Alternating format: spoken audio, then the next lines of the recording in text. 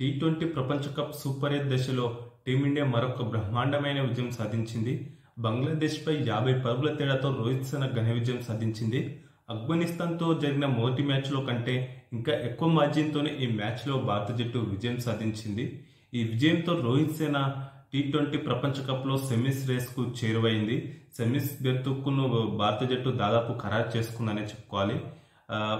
ఈ ప్రపంచ కప్లో మొదటి నుంచి అన్ని విభాగాల్లో కలిసికట్టిగా రాణిస్తూ ఆల్రౌండ్ ప్రదర్శనతో విజయాలు సాధిస్తూ వస్తున్న భారత జట్టు ఈ మ్యాచ్లోనూ అదే ప్రదర్శనను కనబర్చి ఒక మంచి విజయం సాధించింది. బ్యాటింగ్, బౌలింగ్ అన్ని విభాగాల్లో ఇలా మన ఆటగాళ్ళంతా కలిసికట్టుగా రాణించి ఒక మంచి విజయాన్ని సాధించారు.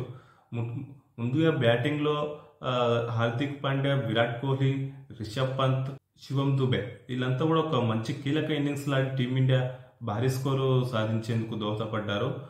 అలాగే బౌలింగ్లో కుల్దీప్ యాదవ్, అర్ష్దీప్ సింగ్, జస్ప్రీత్ బుమ్రా వీళ్ళంతా కూడా కలిసికట్టు వికెట్ తీసి భారత జట్టు ఒక మంచి విజయాన్ని నమోదు చేయడంలో కీ రోల్ పోషించారని చెప్పుకోవాలి. ముందుగా టాస్ ఓడి బ్యాటింగ్ చేసిన టీమిండియాకు ఓపెనర్లు రోహిత్ శర్మ అండ్ విరాట్ కోహ్లీ ఒక మంచి ఆరంభాన్ని ఇచ్చారు. వీరిద్దరు కూడా మొదటి ఓవర్ నుంచి ఒక మంచి దాటిగా ఆడుతూ ఇండియా స్కోర్ కాస్త వేగంగా ముందుకు సాగేలా చేశారు. విరాట్ కోహ్లీ అయితే ముందు నుంచే భారీ సిక్సర్లు బాదడం స్టార్ట్ చేసిండు. ఈ మ్యాచ్లో మనం చూస్తుంటాం, దాదాపు ప్రతి మ్యాచ్లో రోహిత్ శర్మ సిక్సర్ బాదడం స్టార్ట్ చేస్తుంటాడు. ఈ మ్యాచ్లో విరాట్ కోహ్లీ స్టార్ట్ చేసిండు. సో అలా ఏంటంట్లో ఓపెనర్లు ఇద్దరు మనకు ఈసారి భారీ ఇన్నింగ్స్లు ఆడతారని అనుకున్నాం. ఎందుకంటే ఈ వరల్డ్ కప్లో వీరిద్దరు నుంచి స్థాయికి తగ్గ ప్రదర్శన అయితే రాలేదు రోహిత్, విరాట్ కోహ్లీ నుంచి. ఈసారి మాత్రం ఒక మంచి ప్రదర్శన వస్తుంది అనిపించింది. ఈ భాగస్వామ్యాన్ని షకీబ్ అల్ హసన్ 4 ఓవర్లో బ్రేక్ చేసిండు. ఆ ఓవర్లో వరుసగా 6, 4 కొట్టిన రోహిత్ శర్మ మరోసారి భారీ షాట్కు ప్రయత్నించి క్యాచ్ అవుట్ అయ్యారు. దీంతో 39 పరుగుల వద్ద టీమిండియా మొదటి వికెట్ కోల్పోయింది. రోహిత్ శర్మ 11 బంతుల్లోనే 23 పరుగులు చేసిండు. అందులో 1 6, 3 4లు ఉన్నాయి. అనంతరం రిషబ్ పంత్ అండ్ విరాట్ కోహ్లీ వీరిద్దరూ ఇన్నింగ్స్ ముందుకు తీసుకెళ్లారు. పవర్ ప్లేలోనే భారత జట్టు వికెట్ నష్టపోయినప్పటికీ 53 పరుగులు చేసింది. ఆ తర్వాత విరాట్ కోహ్లీ అయితే ఒక భారీ ఇన్నింగ్స్ ఆడతాడేమో అనిపించింది. బట్ ఈసారి కూడా అది జరగలేదు. 28 బంతుల్లో 3 6లు 1 4తో 28 బంతుల్లో 37 పరుగులు చేసి అజీమ్ హసన్ ఫెమిలియన్ చేర్చిండు.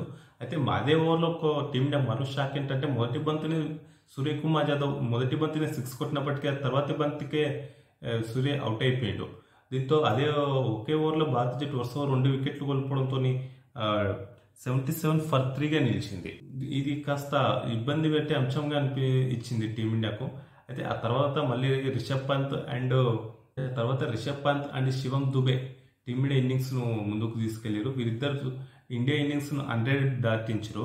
రిషబ్ పంత్ కూడా వరుస బిగ్ ఇన్నింగ్స్ కొడుతూ ఒక మంచి భారీ ఇన్నింగ్స్ ఆడేలా కనిపించిండు. బట్ రిషాద్ హుస్సేన్ బౌలింగ్లో రిషబ్ పంత్ కూడా ఒక అవుట్ అయిపోయాడు. వికెట్ల వెనకాలకు స్వీప్ షాట్ ఆడే ప్రయత్నం చేసి ఇది దొరికిపోయాడు. సో ఇండియా 108 వద్ద 4వ వికెట్ కోల్పోయింది. అనంతరం రిషబ్ పంత్ 24 బంతుల్లో 36 పరుగులు చేశాడు. అనంతరం హార్దిక్ పాండ్యా అండ్ శివం దుబే వీరిద్దరూ 5వ వికెట్కు 53 పరుగులు హాఫ్ సెంచరీ భాగస్వామ్యాన్ని నెలకొల్పారు. అయితే ఇండియా కాస్త వికెట్లు పడుతున్నప్పటికీ ఎక్కడ కూడా రన్ రేట్ అనేది తగ్గలేదు. ఇది ప్లస్ పాయింట్ అయింది. ఆ తర్వాత శివం దుబే, హార్దిక్ పాండ్యా కూడా మంచి రన్ రేట్ మెయింటైన్ చేస్తూ ఇండియా స్కోర్ను 160 దాటించారు. ఈ మధ్యకాలంలో వరుసగా విమర్శలు ఎదుర్కొంటున్న శివం దుబే ఈ మ్యాచ్లో ఒక కీలక ఇన్నింగ్స్ ఆడిండు. 3 6లతో 24 బంతుల్లో 34 పరుగులు చేసిండు. చివరిలో అన్ఫార్చునేట్లీ అతను 18 ఓవర్లో అవుట్ అయిపోయి 9 ఓవర్లో హార్దిక్ పాండ్యా 18 రన్స్ రాబట్టిండు. దీంతో ఇండియా స్కోర్ 190 దాటింది. అలాగే హార్దిక్ పాండ్యా 4 4లు 3 6లతో 27 బంతుల్లో 50 పరుగులు పూర్తి చేసుకున్నాడు. ఓవరాల్గా ఇండియా నిర్ణీత 20 ఓవర్లలో 5 వికెట్ల నష్టానికి 196 పరుగులు చేసింది. అయితే ఈ మ్యాచ్లో చేసిన 36 రన్స్తో విరాట్ కోహ్లీ ఒక ప్రపంచ రికార్డ్ అయితే క్రియేట్ చేసి ఒక చరిత్ర సృష్టించిండు. అదేంటంటే టీ20, వన్డే ఈ 2 ఫార్మాట్ల ప్రపంచ కప్లలో కలిపి 3000 పరుగులను పూర్తి చేసుకున్నాడు విరాట్ కోహ్లీ. ఈ గంట సాధించిన తొలి బ్యాటర్గా నిలిచిండు. ఇప్పటి వరకు ఏ బ్యాటర్ కూడా ఈ మార్కును అందుకోలేకపోయాడు. అనంతరం 197 పరుగుల భారీ లక్ష్య ఛేదనలో బరిలోకి దిగిన బంగ్లాదేశ్ ఏ దశలోనూ టార్గెట్ను ఛేదించేలా కనిపించలేదు. ఎలా అంటే అంత పెద్ద టార్గెట్ ఉన్నప్పటికీ బంగ్లాదేశ్ బాల్ టు బాల్ ఆడుతూ వచ్చింది. ఓవర్కు 6-7 రన్ రేట్తోనే ఆ జట్టు పరుగులు సాధించడం కనిపించింది. దీంతో బంగ్లాదేశ్ టార్గెట్ను ఛేదించేలా ఏ దశలో అనిపించలేదు. మొదటి నుంచి కూడా మ్యాచ్ ఇండియా వైపే కనిపించింది. మొదటి 4 ఓవర్లు బంగ్లాదేశ్ వికెట్లు కోల్పోకుండా బాగానే మెయింటైన్ చేసింది. అయితే ఆల్రౌండర్ హార్దిక్ పాండ్యా వేసిన 5వ ఓవర్లో లిటన్ దాస్ అవుట్ అయ్యిండు. 10 బంతుల్లో 13 పరుగులు చేసిండు. ఆ తర్వాత కూడా బంగ్లాదేశ్ వికెట్లు వరుసగా కోల్పోకుండా కాస్త మెయింటైన్ చేసినప్పటికీ రన్ రేట్ మాత్రం బాగా స్లో అయింది. టీమిండియా బౌలర్లు పరుగులు ఎక్కువ ఇవ్వకుండా కట్టడి చేసారు. 10 ఓవర్లు ముగిసే సమయాన్ని కూడా జట్టు 67 పరుగులు చేసింది, 2 వికెట్లు మాత్రమే కోల్పోయినప్పటికీ.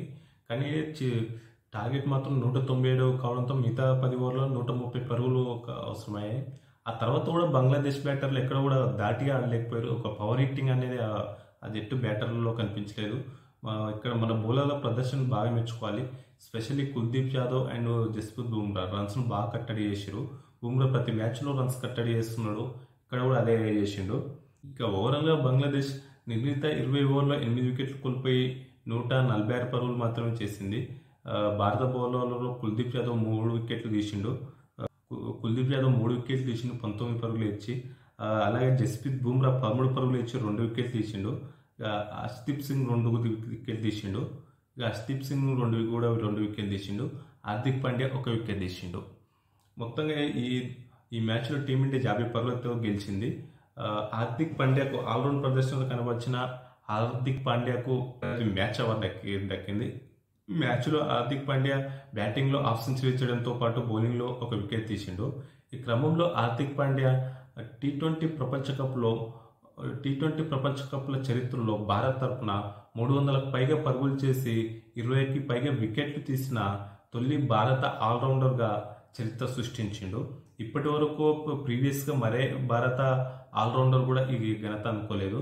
ఇది హార్దిక్ పాండ్యా ఒక హిస్టరీ క్రియేట్ చేసిండు ఈ పర్ఫార్మెన్స్తోని.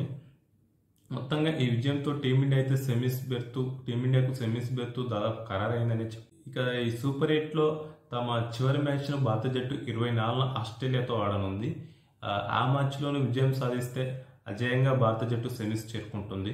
బంగ్లాదేశ్తో మ్యాచ్లో టీమిండియా పర్ఫార్మెన్స్ పై మీరేమనుకుంటున్నారో కామెంట్ చేయండి.